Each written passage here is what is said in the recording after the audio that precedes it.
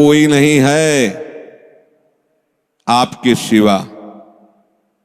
तो जो जो आपने अपना मान रखा वो सब वो घसीट लेंगे, क्योंकि वो कर तुम अकर तुम मन था कर तुम सर्व समर्थ है। दो प्रकार से, या अंदर से विवेक से वैराग्य प्रकट करके, या बाहर से राग ही हटा लेंगे। वो जगह नहीं रखेंगे जिसे आप अपना कह रहे हो। तैयार रहना। और यदि वास्तविक हृदय से ऐसी बात आ जाए तो उसी समय वो महात्मा हो गया। उसी समय करो सत्य, सत्य माने तत्काल, क्षिप्रम भवति धर्मात्मा, उसी समय बहुत जल्दी वो महात्मा बन जाता है। कितना सुंदर सिद्धांत है। रहो न कबहू कतहू कछु मेरो अपनो काम। अब अपने लिए कोई कार्य नहीं रह गया है। अपने लिए कितना कार्य था कि संसार में कोई हमारा न रह जाए। लोग रोते हैं इस बात का कि हमें संसार में कोई प्यार नहीं करता, कोई अपना नहीं। तो यही तो सिद्धि है। आओ इधर, हमारे मार्ग में ये लाभ है कि कोई हमें प्यार न करे। भर्तृहरि जी ने भगवान शंकर जब प्रसन्न हुए, प्रकट हुए, तो वरदान मांगा कि कभी कोई सम्मान से मुझे एक टुकड़ा भी न दे, क्योंकि ये सम्मान, ये प्यार प्रभु से विमुख कर देता है। देखो हम जी तुम्हारे बिना जी नहीं सकते, तुम चले गए तो मेरा क्या होगा। अब वो उसकी बात में ही समझो तुम्हें कितना प्यार कर रहा है। वो क्या कह रहा है? तुम चले गए तो मेरा क्या होगा। ये प्यार है। क्या सोच रहा है वो? मेरा क्या होगा। बस पकड़ लो, कोई तुम्हारा नहीं। कोई तुम्हें जो बहुत प्यार करता हो उसकी बात सुनना, उसमें आप अगर विवेक जागृत है तो उसमें गंध मिलेगी केवल स्वार्थ की, केवल स्वार्थ की। कहीं किसी कोने में तुम्हें प्यार नहीं मिलेगा। पूरी प्यार की जो स्वांग भरी वृत्ति है उसमें केवल स्वार्थ नृत्य कर रहा होगा, केवल वासना नृत्य कर रही होगी, केवल कामना का तांडव होगा। बस विवेक से देखना। अगर विवेक नहीं तो सब फंसे हुए तो उसी में है। प्रभु कह रहे हैं कि जब साधक भगवद आश्रय नहीं लेता तो कहीं ना कहीं उसके हृदय में भोक्ताव करता भाव बना रहता है, यह अहंकार के कारण। फिर वो विषयों का चिंतन करता है। बहुत ध्यान देने योग्य बात है। विषयों का भोग तो बाद की बात है, हमारी दुर्गति का प्रधान कारण विषय चिंतन है। इसीलिए भगवान ने कहा है कि जो मेरा चिंतन करता है निरंतर, उसके लिए मैं सुलभ हो जाता हूं। अनन्य चेता सततम यो माम स्मरत नित्य साहा तस्याहम सुलभा पार्थ। मैं उसके लिए सुलभ हो जाता हूं। अब यहां ध्यान देना है कि विषय क्रिया नहीं हुई, लेकिन केवल चिंतन आपके हृदय को बर्बाद कर देगा। इसलिए कहा गया कि एक क्षण भी भगवत चिंतन छूटा तो हानि हो गई। ऐसे संस्कार गलत अंदर डाल देगा, वो जलाते रहेंगे। मन जो है ना, ऐसी स्थिति पैदा कर देगा कि ये ज्ञान विज्ञान आपकी समझ में ही नहीं आएगा। ध्यायतु विषयान पुंसः। प्रभु का आश्रय ना लेने के कारण, प्रभु के परायण ना होने के कारण, निरंतर भगवत चिंतन ना होने के कारण जो अंतर होता है वो विषय चिंतन होता है। ध्यान देना। दीर्घकाल निरंतर सत्कार सेवितो दृढ़ भूमि। जब दीर्घकाल तक निरंतर भगवत चिंतन का अभ्यास किया जाता है तो दृढ़ भूमि वो इतना पक्का हो जाता है कि फिर आप छोड़ना भी चाहो तो नहीं छोड़ सकते। जैसे विषयी पुरुष भले कहीं भागवतिक स्थान में भी बैठा हो पर वो अपना ही दृश्य देखेगा, अपना ही चिंतन करेगा। ऐसे भागवतिक पुरुष भले ही वो विषय प्रपंच में बैठा हो लेकिन वो अपना ही दृश्य देखेगा, अपना ही चिंतन करेगा। तो जो भगवत परायण नहीं होते, प्रभु का निरंतर चिंतन नहीं करते, उनका विषय चिंतन ही होता है। वो विषय चिंतन ही करता है ऐसा नहीं कह रहे, स्वाभाविक होता है विषय चिंतन उससे, क्योंकि भगवत परायण नहीं है, निरंतर भगवत भजन का अभ्यास नहीं किया तो होगा क्या? विषयों को भोगता रहा है। उसी कर्तृत्व भोक्तत्व भाव का चिंतन होता रहता है। ये बहुत खतरनाक स्थिति, प्रायः इसी स्थिति में पूरा संसार है। बैठे बैठे बस वही चल रहा है, ये किया वो करूंगा, ऐसा बना लिया वैसा बना लूंगा, अब इतना ऐसा हो जाए फिर वैसा हो, और ये सब का सोचते सोचते काल आ गया, मृत्यु, शरीर छूटा। अब जो सोच रहा था, जो सोचा उसके परिणाम से दूसरी योनि मिली, बस यही चक्र चल रहा है। जब ये प्रभु का चिंतन करता है तो संसार का चिंतन जो स्वाभाविक होता रहता था अब हो तो रहा है। देखो ना, जैसे हम नाम जप करते हैं, भगवत चिंतन की चेष्टा करते हैं तो बड़ी जोर से गंदगी आती है। यह सबका अनुभव है जो भजन करते हैं, बड़ी जोर से, जैसे कि दरिया में उफान आ गया हो, एक से एक गंदी से गंदी, मतलब जो आपको भी लगेगा कि यार ऐसी बात कैसे हो सकती है, बिल्कुल घृणित। वो आराध्य देव पर घृणित भाव, वो अपने गुरुदेव पर घृणित भाव, वो कुछ भी डरना नहीं, समझना ये आपके, तो आपको लगेगा कि कितना नीच हूं, कितना गंदा हूं, क्या क्या सोच रहा हूं, कैसे, मतलब कुछ नहीं, समझना बिल्कुल तटस्थ भूमिका होनी चाहिए। मैं थोड़ी सोच रहा हूं ये सब गंदी नाली के कीड़े की तरह मन इंद्रिया भोगों में रहे, अभी गंदगी फेंक रहे, बिल्कुल तटस्थ। अरे मैं प्रियाजू के लिए क्या सोच रहा हूं, मैं लालजू के लिए क्या सोच रहा हूं, और मैं गुरुदेव के लिए क्या, बिल्कुल नहीं। ये बेईमान लोग हैं, ये हमको भयभीत करेंगे, हमारी निष्ठा बिगाड़ेंगे, हमारा भाव बिगाड़ेंगे, बिल्कुल नहीं मानना। ये हम बहुत खूब अनुभूत सोची समझी बात कह रहे, खूब साधकों से मिली हुई बात। ये अपने आराध्य देव पर ही गलत भाव कर लेगा, ये अपने गुरुदेव पर भी गलत भाव कर लेगा। आपको डरना नहीं है, ये किसी भी तरह से आपको हटाना चाहता है। जहां आप भगवत चिंतन में लगे, अब भगवत चिंतन आपके हृदय में आए हुए या बसे हुए या पुराने संस्कार सब मिटाएगा। बिल्कुल आपको चिंता नहीं करनी, बस चलने दो, नाम कीर्तन, नाम जप, मंत्र जप, वाणी चिंतन, चलने दो, सेवा, ये जितनी गंदगी, बस चुप रहो, देखते रहो, उबने की जरूरत नहीं, खिन्न नहीं होना, ना हर्षित होना है, दोनों बात समझ। खिन्न हो गए तो वो टिक जाएगा, ऐसा क्यों नहीं है, उसमें गंदगी जब धुलाई हो रही तो निकलेगी सब बाहर, शांत एकदम। बहुत गंभीर होना चाहिए उपासक, इस स्थिति वाले को एकदम घबराना नहीं चाहिए। वो फिर अच्छी बातें भी डालता है जो संसार में सुखद मानी जाती है, उसमें आपको हर्षित नहीं होना, तटस्थ। यहां तक कि वो भागवतिक बातें भी डालेगा तो आपको भी गंभीर रहना है, क्योंकि वो थोड़ी देर जब समझ गया कि ये भागवतिक बात को सुनता है, तो जहां भागवतिक बात दी आप सुनने लगे तहां अपनी पेशगी कर देगा, आप समझ ही नहीं पाओगे, दस्तखत करवा लेगा। बहुत चतुर है, इसीलिए सबसे बड़ा चतुर सृष्टि में कौन है, रामाय भजते चतुर नर, उसे सुजान कहा गया है, क्योंकि इन सब चतुरों को भी काबू में करने की सामर्थ्य भगवान नाम जापक में है। एक एक हरकत वो मन की देखता रहता है, एक एक हरकत, छोटी सी छोटी उसकी चेष्टा। अच्छा समझ में आ रहा है, ठीक, कुछ नहीं, कोई नहीं बिगाड़ सकता, बस आप झुकना नहीं इस पे। बाहर की बात नहीं कह रहे, यहां की बात। आप उदास मत होना, आप निराश मत होना, और आप इनके आगे झुकना नहीं, दुष्टों के समुदाय के आगे। एक से एक पेशगी देंगे, आपको निराश करने की चेष्टा करेंगे, आपको ऐसा कर देंगे कि लगेगा भी इस भोग के बिना तो हम जी नहीं सकते, अब ये भोग भोग ले, फिर भगवान मिले या ना मिले। झुकना मत इनके आगे, ये दुष्ट प्रवृत्तियां आपको रौंदने की चेष्टा कर, और आप तभी नहीं झुकेंगे जब मत परायणा भगवदास। अगर भगवदास रही तो बातें बोलते रहो, कुछ नहीं होने वाला, वो अपने आप वहीं आपको आकर्षित कर लेंगे। तो जो भगवद आश्रय छोड़ चुका है और संसार का आश्रय लिए है, तो चाहे जितनी चतुराई करे, संसार का ही चिंतन होगा। और संसार का चिंतन है विषयों का चिंतन, और विषयों का चिंतन है दुर्गति। स्पष्ट समझ लीजिए, क्योंकि विषय चिंतन में राग प्रियता आसक्ति पैदा होती है।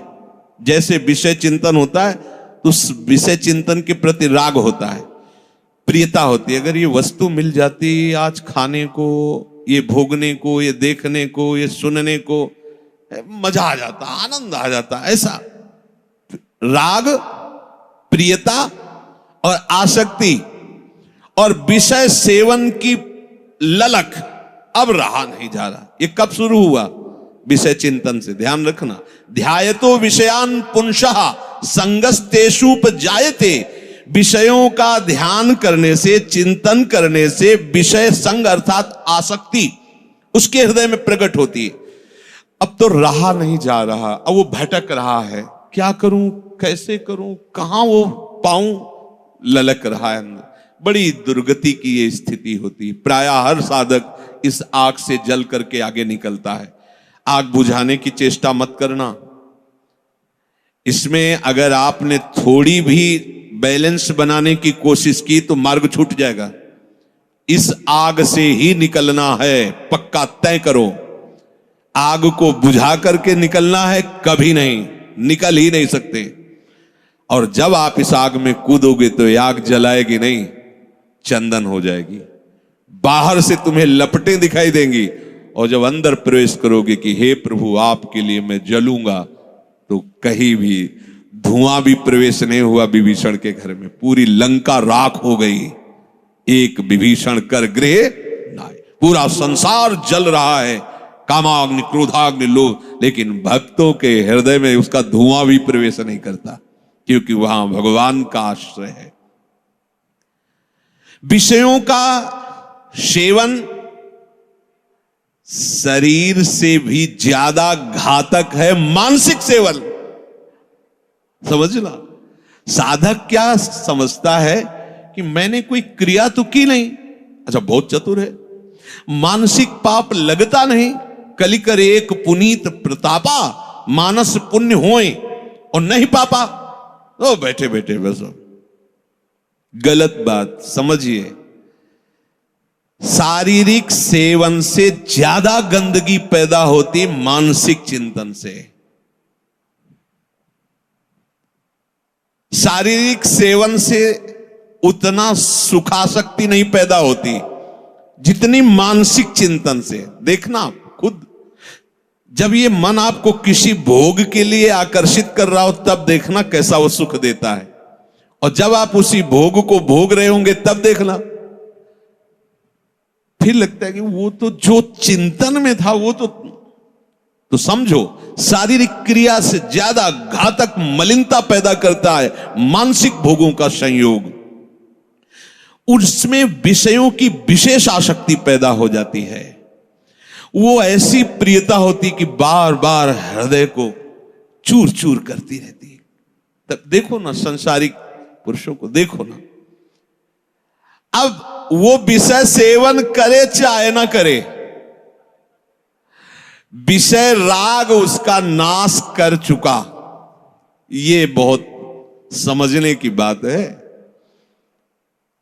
कि हम किसी से मिलते नहीं, हम किसी से, लेकिन एकांत बैठकर अगर आप मन के साथ विषयों में विचरण कर रहे हैं तो आप में और एक घोर संसारी में कोई अंतर नहीं है। संसारी को तो एक दैन्यता भी रहती कि मैं बड़ा नीच हूं, कामी हूं, और अपने अंदर एक अहंकार रहता कि मैं बैरागी हूं, मैं महात्मा हूं।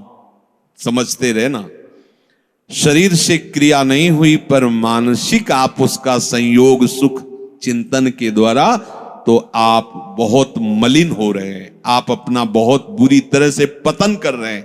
ये भगवत वाणी है। तो होता है ना स्वाभाविक, उसमें हम क्या कर सकते हैं? उसमें नाम जप कर सकते हैं आप, वही तो डिलीट करेगा, चतुराई नहीं। कई बार सत्संग में कहा, कुछ भी चल रहा है अंदर, मन फेंक रहा है, राधा राधा राधा राधा, ये जो आपका राधा राधा चल रहा है ना, एक भी चाल उसकी नहीं चलने देगा। वो चाहे जो विषय सेवन की बात, विषय सुख की, बार बार राधा, तो वो जलाएगा तुमको। बंद करो ये राधा नाम, पहले हम जो पेश कर रहे हैं उसमें तन्मय हो, बस आप छोड़ना नहीं तो हानि हरिवंश के नाम अंतर परे। कहे हनुमंत विपत्ति प्रभु सोई, जब तो सुमिरन, यही विपत्ति फंसा देगा। अरे बहुत विचित्र है, ये बहुत विचित्र है।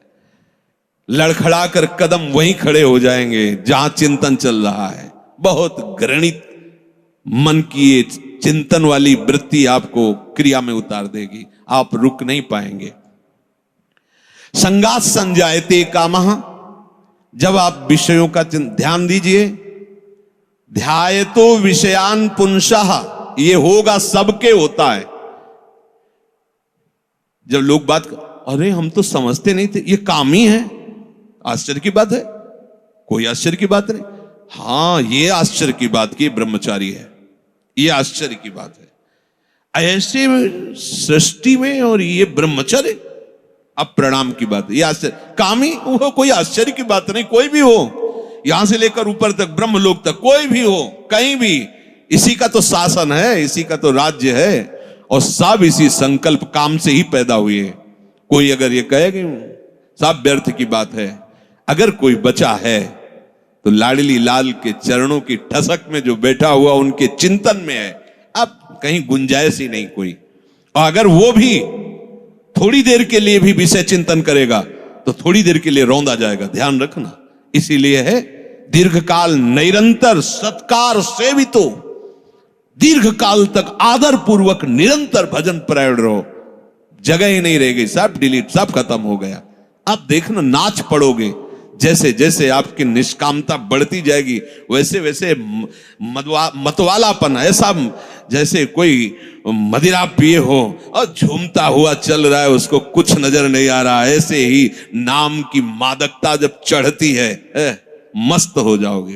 ये बड़े बड़े महात्माओं ने पिया है, इस नाम का रसाशोपान किया है, रूप रसाशोपान किया है। जैसी तरिवंश निकट दासी जन लोचन चसक रसासो घटकत। जब आपका विषय चिंतन चल रहा है, यदि नाम नहीं चल रहा तो खतरे में अपने को डाल रहे हो, और नाम चल रहा है तो तुम्हें परेशान होने की जरूरत नहीं हो, कुछ नहीं कर पाएगा, कुछ नहीं। ये बहुत बड़ा पहरेदार है, आपको गिरने नहीं देगा, उनकी एक भी संस्कार वृत्ति आपके हृदय में बनने नहीं देगा। अपने पास बहुत बड़ा पावर है नाम। इसीलिए तो जो इस रहस्य को समझ जाते हो बलिहारी होते हैं संतों की, गुरुदेव की, कि आपकी कृपा से वो चीज मिली। पायो जी पायो मैंने राम रतन धन पायो। ये नाम ऐसा महामहिम, भगवान को अधीन कर ले, मन की क्या बात है, मन अधीन हो ये क्या बात है। भगवान को अधे सुमिर पवन सुत पावन नामू, अपने बस करी राखे रामू। जब भगवान को अधीन कर लेता है तो ये तो मन की तो बात जाने दो, इंद्रियों की बात जान। पर आप क्या करते हैं, जब विषय चिंतन कर रहे होते हैं तब आप नाम को छोड़ देते हैं। बस ये गलत बात हो गई, अब आप नहीं समझ सकते। और नाम चल रहा है तो याद रखो बिल्कुल कुछ नहीं बिगाड़ सकता है, कुछ भी चिंतन करता रहे, तुम परेशान मत होना। ये अपने आप आपके सामने शरणागत हो जाएगा, मन शरणागत हो जाएगा, अपने आप हो जाएगा। आप जैसा चाहोगे वैसे ही चलेगा, बस नाम ना छोड़ना। नाम छोड़ दिया फिर ये बातों से बस में होने वाला नहीं है। बहुत ही ये दुर्जय शत्रु है, मन दुर्जय शत्रु है। नाम की कृपा से जब ये मित्र बन जाता है तो इससे बड़ा सुख देने वाला भी कोई नहीं होता, ये भी बात समझ लेना। और जब नाम नहीं चलता है, विषयों का चिंतन करता है, तो इससे बड़ा दुख देने वाला कोई दुश्मन नहीं है। संगास्तेषु उपजायते, ये मन चिंतन करके विषयों में राग पैदा कर देता है। कैसे वो भोग मिले, अब तो जीवन बेकार लगता है बिना उसके भोगे अब तो। और सही बात, न उसे रात में नींद आती है, न दिन में उसे किसी से मिलना अच्छा लगता है। जैसी प्रेमी की स्थिति होती ना, ऐसे कामी की भी हो जाती है। बस उसको वही बात, कब मिले, कब देखूं, कब भोगूं, बस अंदर जिस विषय में तन्मय हुआ वो इसी विषय के लिए। अब जब वो प्रबल कामना हो जाती है तो कामात क्रोधो भी जायते। यदि कामना की पूर्ति हो गई तो भयंकर दोष पैदा हो गया, लोभ, और भोगूं और मिलूं, कभी एक क्षण के लिए ये भोग हमसे दूर ना हटे। और कहीं प्रतिकूलता पैदा हो गई तो भयंकर दोष पैदा हो गया, क्रोध। दोनों में हानि है। कामना से कभी किसी का कोई मंगल नहीं हुआ है। अगर काम की पूर्ति होती है तो भयंकर लोभ पैदा हो जाएगा। कैसा लोभ पैदा हो जाए, ये ऐसे ऐसे, इतना नहीं, ये शरीर नहीं, वो शरीर, ये वस्तु नहीं, वो वस्तु, बढ़ता चला जाएगा, वो घोर व्यभिचारी हो जाएगा। और अगर प्रतिकूलता हुई तो क्रोध पैदा हो जाएगा। ऐसा क्रोध पैदा हो जाएगा कि जिसको कहता है कि मैं तुम्हें बहुत प्यार करूं, उसी को मार देगा, वो हिंसा कर देगा। ये बिल्कुल समझने की बात है। अगर उसकी कामना भरपूर हो चुकी है, संकल्प बन चुका है और उसकी पूर्ति में बाधा होगी तो भयंकर क्रोध, और क्रोध जहां प्रकट हुआ, कामः क्रोधोद भी जायते क्रोधात् भवति सम्मोह। अब जहां क्रोध प्रकट हुआ, अब उसमें मूढ़ता छा गई। ये करना चाहिए, ये नहीं करना चाहिए, खत्म हो चुका। अब उसमें और पशु में कोई अंतर नहीं है, उसमें और राक्षस में कोई अंतर नहीं। कोई आशा न करे कि जो क्रोध से सम्मूढ़ता को प्राप्त हो चुका है उससे कोई विनय काम करेगी। अब वो राक्षस हो चुका है, उसके सारी प्रवृत्तियों में क्रोध के द्वारा प्रकट की हुई मूढ़ता छा चुकी। अब कुछ भी विवेक काम नहीं कर रहा। प्रभु कह रहे क्रोधात् भवति सम्मोहा। ऐसी मूढ़ता छा जाती है जो विचार की गुंजाइश नहीं रह जाती। वो रो रहा है सामने, या कोई, अब देखो रसेंद्री की ऐसी प्रबलता हुई, पशु पक्षियों को मार के खा रहा है जीव। कैसी कैसी, देखो मतलब हमें कोई जरा सा कष्ट दे तो हमें पीड़ा होती है। आप देखो एक छोटी चींटी जा रही हो, आप एक तिनके से ऐसे छूने की चेष्टा, वो भागने की चेष्टा करेगी, अर्थात वो बचना चाहती है। ऐसे हर जीव है। कैसी मूढ़ता छा गई, जीवों की हत्या करके उनके शरीर को खाते हैं। मनुष्य बढ़िया कपड़ा पहन करके, बढ़िया सुंदर भोग सामग्रियां हैं, खाइए पिए, खूब भजन कीजिए, नाम कीर्तन कीजिए, भगवद आश्रित, किसी को कष्ट देने के लिए, अपनी रसेंद्री के लिए। ऐसे ही प्रत्येक इंद्री के लिए जो कामना युक्त हो जाता है वो आसुरी भाव है, राक्षस है। वो देखने में केवल लगता है मनुष्य नहीं, उसकी प्रवृत्ति अंदर से राक्षस है।